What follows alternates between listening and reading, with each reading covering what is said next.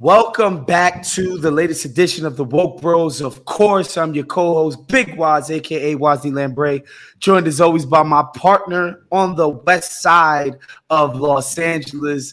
The freaking ocean breeze just hitting his skin. What's going on, Nando? Feeling good to be back home. Got back from Miami this morning, so yeah, I'm back on the West Coast. On today's show, Tulsi Gabbard recorded what looked like a hostage video after her trip to Africa to fight the mighty Al-Qaeda. We're going to get into just the strangeness of that video and just like, what are we doing here? But first, again, certain times there are cultural events, Nando, that basically it feels like they happened in a lab created to satisfy our particular appetites here at Woke Bros. And AOC at the Met Gala and the fallout and the aftermath of that falls squarely into our wheelhouse for so many reasons. I think, let me get this out of the way first. I think the real reason why AOC pulled that stunt at the Met Gala is not something she can come out and say. She has national ambitions as a politician, and part of your job in becoming a national politician is being a celebrity. And she knew she would go viral by going there, and that's why she did it.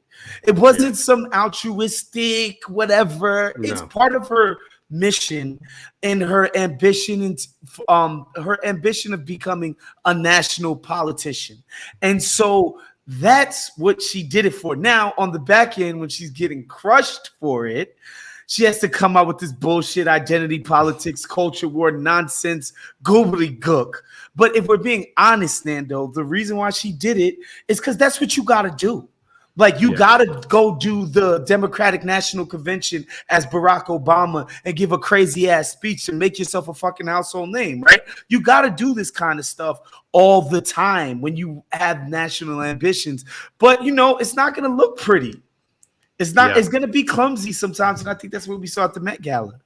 I mean, I think aside from what you're saying, that I think you're right, that she's understood the nature of celebrity and the nature of politics and celebrity and the melding of those two things that has happened in the last 10 years or maybe 10, 15 years, maybe since Obama. And because, I mean, like, Trump won not because he was rich, not, like, that's what these billionaires never understood. Like Tom Steyer and Michael Bloomberg and these fucking idiots who were like, I'm richer than him, I could do it. If he could do it, I can do it. It's like, no, the money doesn't matter. What matters is that he was famous. He was a celebrity. So that's why, like, our number one mission on Woke Bros is to radicalize The Rock. If we can do that, we will win forever. Exactly. So she definitely, like, understands that she wants to be a celebrity. I think also at the end of the day, she just wanted to fucking go to the Met Gala. She thought it was cool. So, like, she just wanted to go. And I mean, I think that's why it rubbed a lot of people the wrong way, because it was such a transparent kind of lubrication of the guilt that she felt for accepting the invitation. You know what I mean? Like, she definitely felt like, okay, I probably shouldn't do this, but maybe if I do this, I'll be able to get away with it. Sure. And I think that just came off too transparently that's what was going on. Like, it was clumsy. Wanted to go. You just wanted to go. Just fucking go. Like, just go. She wanted to go, and again, like, this shit goes viral every single year. So it's obvious she knew she was going to go viral by pulling this fucking stunt. And that's what it was. It was a stunt, and whatever. Y'all could get pie in the sky and, like, was it altruistic and all of that? Bro, this is her job. If you believe in if you like me, somebody who I like AOC, I believe in what she's trying to accomplish as far as making herself important within the party and in national politics and doing so on behalf of working people. If you believe in her mission, sometimes you're going to have to fucking hold your nose about some of the stunts that got to get pulled, because bottom line, this is part of the job. Whether you like it or not, it's part of the job. If she wants to, run statewide, if she definitely wants to run for president one day, she has to do all of this shit. Yeah. No, yeah. I mean, and hold on, just briefly talk about the stuff that she tried to say, Nando, to justify. Again, I think that this is what. Okay, so I think I think you're right, and I think she should. I don't think that she should shun the spotlight, but I think that AOC's. I would say I don't know if I would call it a weakness, but maybe blind spot, or maybe kind of is that she buys into too much. She's drank too much liberalism juice. She's drank too much. She's too internet.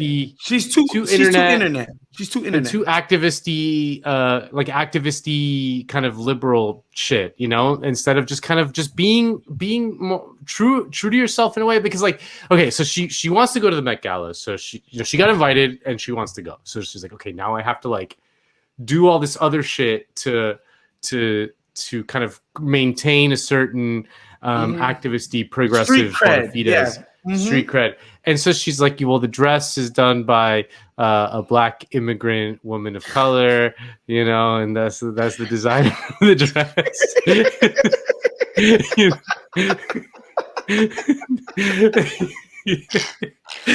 Like we can't even say it with a straight face because like who gives a fuck? It's absurd. Yeah, it's absurd. And then, like, you know, some internet sleuths then did the digging and found out that this black immigrant woman of color designer is married to like a guy who's like worth like $100 million. Married to the dude, or are they just messing around? I don't know. I don't know. Like, or she's partnered with the dude. She's partnered with a man who's worth hundreds of millions, like a Lehman Brothers scion. Yeah. Which, you know, it's just like, okay, well then, like, she's not like some struggling person, you know, that just came out of art school or whatever and has like student loans, right? That she needs to pay off by like getting the AOC bump at the Met Gala, which again is fine. Yeah, just don't sell us the fucking line. Like, don't like try to make it, you know, don't try to make it about that. Like, just fucking go to the Met Gala. Just wear whatever the fuck dress you want, you know, like. I think, you know? I literally think, because I actually just had this conversation today. I think why some of the AOC stuff rubs people like us the wrong way, Nando, is because we are half internet and half people who grew up before the internet. So we remember when the only form of communication was real, meaning on the phone, in person, like not via memes and emojis and tough talk on a fucking Twitter platform, right? Like, we remember what it was like to really communicate with people.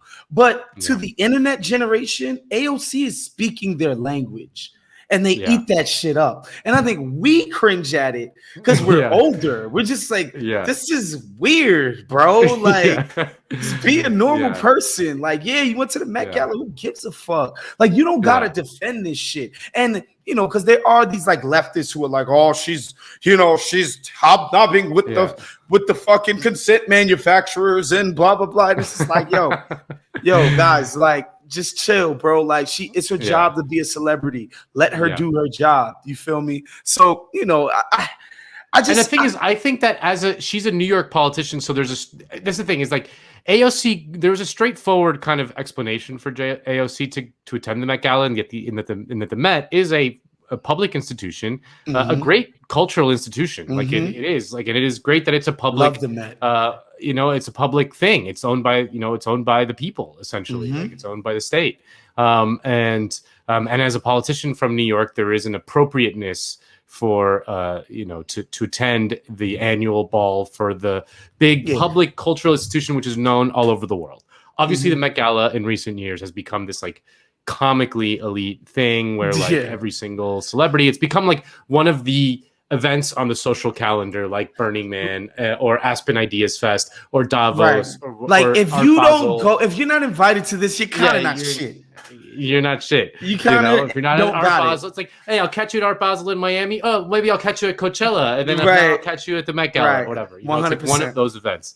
But at the difference with the Met Gala is that at the end of the day, it is one of those things. And so there was a straightforward, like AOC could have just said that, like, I just love the Met because like this is like I believe in public support of the arts and shit like that. That's a straightforward kind of left wing message to me.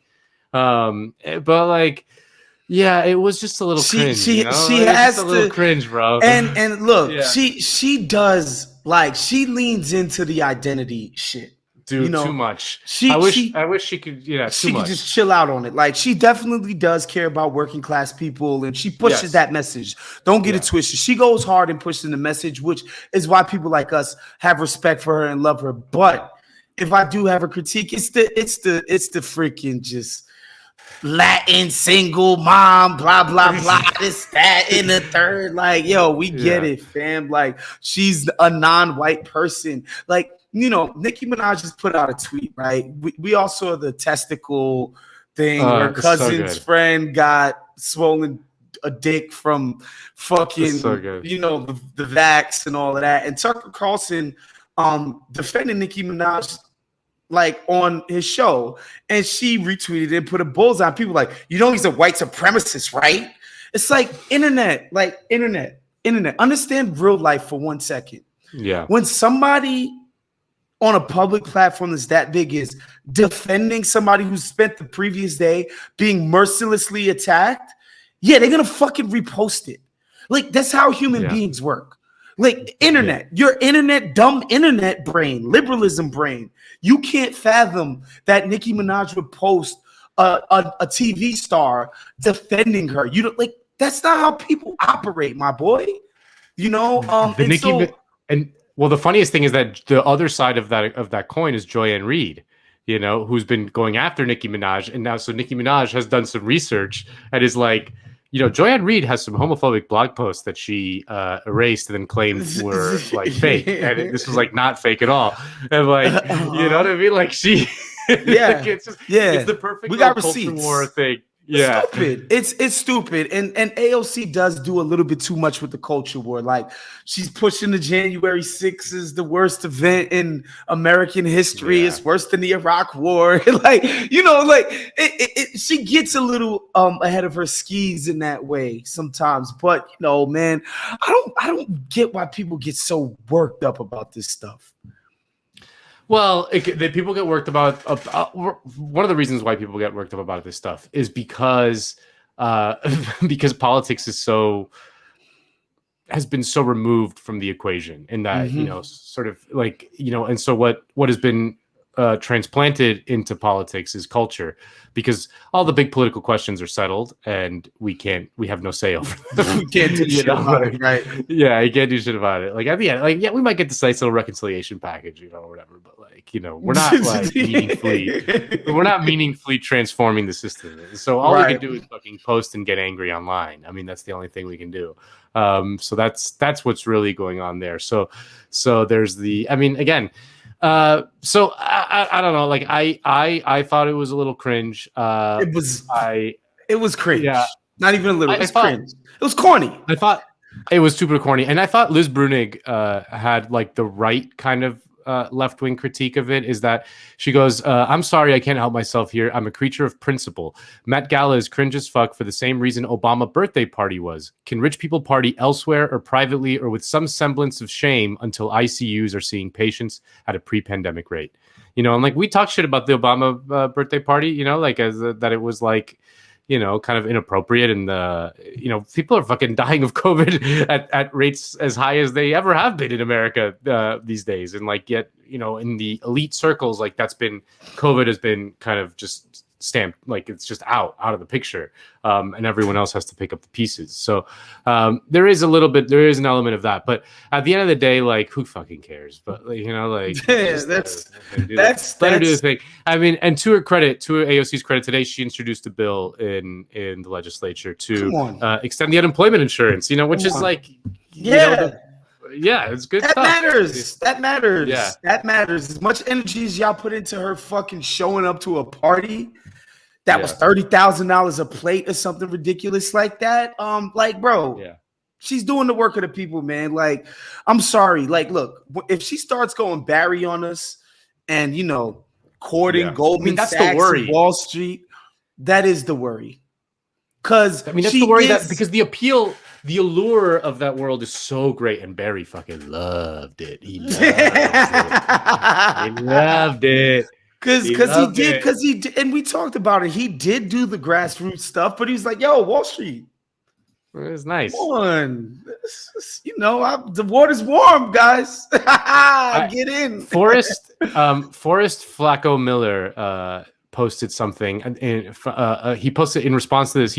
All he posted was a quote from Mark Fisher, who wrote a book called Capitalist Realism, which I recommend to everyone. It's 100 pages long. You read it in like an hour, or maybe more than an hour. It took me like 3 hours, but it's 100% worth reading. And there's a quote in it when he's talking about Kurt Cobain. And he goes that Kurt Cobain, quote, realized that he was part of the spectacle, that nothing runs better on MTV than criticism of MTV. And there's an element of the AOC thing there going on too, because like the mainstream has not rejected, like was not upset about this. They were like, this is cool. You know, like the mainstream of liberalism and the media was like, I think generally supportive of AOC. You go, girl. There was critics on the right, and then there was critics on the left. But you know, I'm reminded of when Michael Moore went to the Oscars after Fahrenheit 9/11 and talked shit about the Iraq War and got booed at the Oscars by everyone, like every celebrity in Hollywood, for talking shit, for criticizing the Iraq War and the Bush. Not even Afghanistan. No, the Iraq War and the Bush administration. Think about like how crazy that time was, that the like celebrities, like actors, like libs were like, this is wrong. That was genuinely kind of a subversive thing because they fucking booed him. Whereas AOC was like, you know, on E and on fucking Extra and on fucking whatever the fuck. And this like plays, trust me, this plays with it that played. crowd. Yeah, because it's like, you know, it's being a badass with no consequences, right? Like, ooh, tax the rich. Ooh, Rihanna was there, and you've had that dress on. Like, wow, like so dangerous to these people whose lives are so fucking cushy and comfortable. It's the perfect publicity stunt for that crowd. And again, I looked at it, I was like, that's whack. You know, like when I saw it on my phone, you know what I'm saying? Like I was like, that's whack and corny, but whatever. I'm sure there's people that like it. I think the Met Gala is a little bit, you know, I have my own issues with the way that Black celebrities, like the way that they rush for elite acceptance from the corniest white people on planet Earth just grinds my fucking gears. As a Black person who thinks Black people are the coolest, it's just like the way y'all just rush to suck the dick of these cats to gain acceptance from these elite circles kind of grinds my gears. So I have my own issues with the Met Gala as a spectacle anyway. But when I seen AOC do it, I was like, this is in line with what goes on there. Everybody's sucking dick. It's stupid. Whatever happened to the Source Awards? Exactly. That was our shit. I'm struck by like, okay, so do you remember like when Bernie was still running for president and the libs would say that we just had like this cult leader that we were obsessed with, celebrity of Bernie, and that like we were just, which is so weird coming off of Obama. So like, but the thing is, well, that's 100%. But it struck me that in recent months, the left has defended Joe Biden for pulling out of Afghanistan, while the libs have turned on him. Their guy and the left was like, no, we must stand with Joe on the Afghanistan 100%. And then AOC, one of our people, like she does the cringe thing at the Met Gala. We're like, yo, that's corny. And the libs are like, yes, queen. You know, like who's obsessed with fucking spectacle and celebrity? You know, and who has like ridiculous, deeply held political principles. It's stupid. But it was fun. Like I said, you know. This was just a corny whack moment. AOC is a pretty dorky person. That's what I think gets lost in it. She is the dork, y'all. She's not cool. She's not suave. She's not like I wouldn't say she's guileless, but she's cool for a politician. She's not cool in real life terms. You know, if she were cool, she wouldn't have run for Congress. Exactly. You know, you're cool, Woz. Are you running for Congress? No, that's impossible. That's an impossibility. And so, you know, like she's gonna have these moments. I still root for AOC until she unmasks herself and shows herself to actually be some type of corporate shill. I'ma still ride with AOC. She's still she's still one of the good ones to me. And so we move on to somebody who is just a very strange political and cultural happening. And that's Tulsi Gabbard or Gabbard. I don't know how to say her name. Gabbard. Gabbard. And she, you know, she posts this video Can you please cue that up for us, Sean? Aloha, everyone. You haven't heard much from me lately. I've been gone for the last 4 months, serving on an active duty tour and deployment to Africa as a civil affairs officer. I was supporting a special forces mission to go after Al-Qaeda affiliated jihadists. Now, every single what? Like, she made a post to explain why she hadn't been posting. Yeah. And she was doing fucking like war crimes in Africa. Bro, and a couple of things that stuck out to me. One, why are you posting about not posting? Nobody gave a fuck. Nobody missed you, Tulsi. Like, nobody was checking for you. I'd completely forgotten about her. Nobody was checking for you. Two, it's always weird to hear somebody say, like, you just came back from there, you say, I was in Africa. Like, as if Africa's this one thing. Like, where were you, lady? Like, I was in That's in Africa. classified, was? Exactly. It's fucking classified. I was in Africa, and then two, like, when she used the Islamist, jihadist, that rhetoric, like, that shit comes off as so tone deaf when Biden pulls out of Afghanistan with 75% support amongst the American people. So for her to come out and try to do this sort of war hero, fear-mongering Islamist jihadist, it's so tone deaf. It's so out of step with where people are at. Like, this chick is clueless, bro. Well, I mean, the thing that is especially weird about all of this, Tulsi Gabbard ran for president. Before that, I mean, she was in the House. She was a member of Congress for a while, and then she ran for president. And in her run for president, she got like a very small faction of the left to be very passionate about her, and her supporters saw her as like the genuine anti-imperialism candidate, And I always found that so bizarre.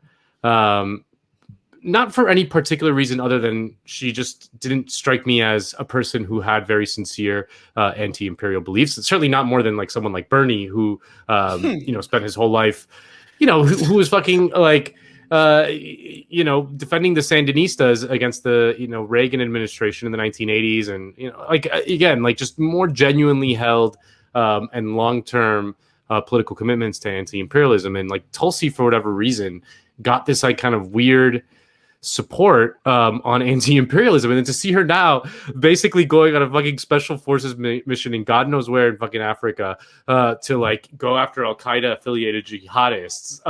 That's absurd. And it's definitely the private defense industry, which totally.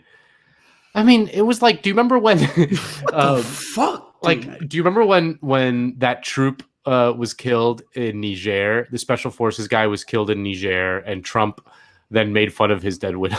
Do you remember that? No, I don't remember this. It was like an early Trump administration thing. Like, there was like all of a sudden like some special forces guy was killed, and it was like a big scandal. And then like Trump basically talked shit to the widow, like to her face. But the whole time I'm thinking like, what the fuck do we have special forces in Niger for? Like, why? What the fuck are they doing? Like, what the fuck are they doing? And what are these American? And at the end of the video, she says, they're protecting our freedoms in Somalia. Are you out of your fucking mind, bro? Our freedom to do what is being protected over there? Like, you can in Somalia and the Congo? Are you out of your mind, dude? You can go ahead and not get vaxxed if you want. Like, it doesn't matter what happens in the fucking Congo, fam. Like, this shit is absurd. Like, this rhetoric, like, do people still actually hear this shit and believe it? Because I remember when I was 12, I believed it. Like, no, the troops are like, they're over there fighting people that would just come in, like, they would storm New York City otherwise, right? Like, of course, they're saving us. They're like, you can't be an actual adult and think freedom in America is being protected in Somalia. That's craziness. Yeah. It's just like another part of the America's war on terror, which started in Afghanistan and we pulled out of Afghanistan, but we continue to have military operations It's all over Africa, all over the Middle East, Central Asia, even in the Philippines. We've had military actions in recent years.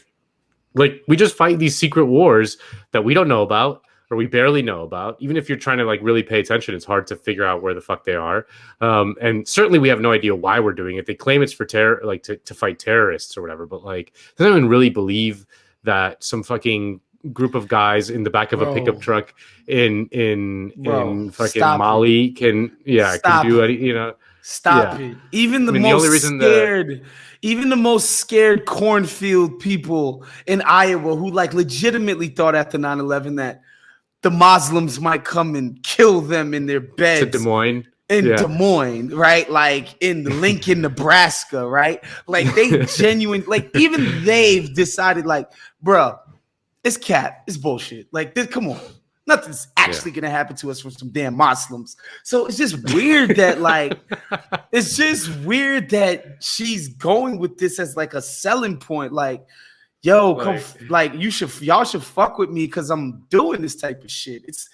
It's absurd. One of the strangest political figures in our lifetime, Tulsi Gabbard. Like, just a very weird.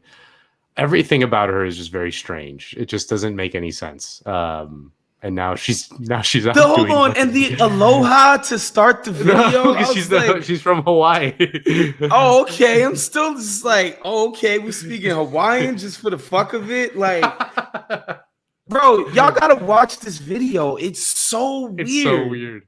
You know, it's because one, you know, everybody has seen that classic social media post where somebody would go, yo, I'm taking a break from social for a while. It's just been, and everybody's just groans. It's just like, bro, if you would have just stopped tweeting, stopped posting on IG, none of us would have noticed or cared, right? But like Tulsi did the reverse of that. She came back after the hiatus and was like, yo, I know y'all had noticed that I wasn't tweeting and shit, and you know what I mean? But I was doing some real shit out in Africa and shit, protecting democracy and freedom in America. It was crazy. Like, I know y'all was bugging, like what is she doing? Yo, I was in Africa, like, protecting freedom. It's crazy. Like, the people I serve with, they so real, like, so official. Wow, yo. I just had to tell y'all about this. Like, yo, what? Who does this type of shit, man? Yeah. No, it's very weird. It was very weird. I got a kick out of it. It's just like, I'm sorry, I haven't been tweeting much. I had to do like war crimes and I had to like murder like an entire village of fucking like Central Africans. So my bad. I'm back now. You're gonna see my dope tweets, my dope little workout videos. That's one of her things too. She's like an athlete or whatever. Because she's in the army. She's in the Army Reserve. Got you. I really never paid attention to her candidacy at all. Like, I never took it serious. I was like, who is this lady? Like, why does she think she has a constituency? Like, nobody's ever heard of you. One, I mean, she's a terrible looking woman. I'll say that. And that always helps. We don't have to act like that doesn't help you in national politics. And I was just like, what is she really bringing to the table? And then you realize she's just on the centrist kick. And I'm just like, all right. I don't have time for this, but centrists, man, they're the weirdest. I think they're the weirdest people in American politics, even more so than the wheelchair right winger dude. Like, centrists is just like, if you really sit down and listen to them talk in their ridiculous bullshit politics, it's like, yo, who are you people? Who are you? Anyway, because the right wingers, you can like understand that they just come. It's all pure grievance, and like there's a coherence to that in a way. You know, you can see where it comes from. Like, who's like, you know what I believe in? I believe in special forces missions in Mali, and earned income tax credits, and a small business loan. Mitch McConnell's like, yo, my ideology is sell the whole country piecemeal to the corporate class. That's it. I don't care about nothing else. It's clear. I'm part of the corporate class. I think we should own and run everything at the expense of everything. And that's my ideology. And that's what I consistently do every single day in my capacity as leader of the Republican Party. What the fuck is Tulsi Gabbard's like ideology? Like, what is it? It's weird. Anyway, it's a really slow news week. So therefore we covered the Met and Tulsi Gabbard's hostage video.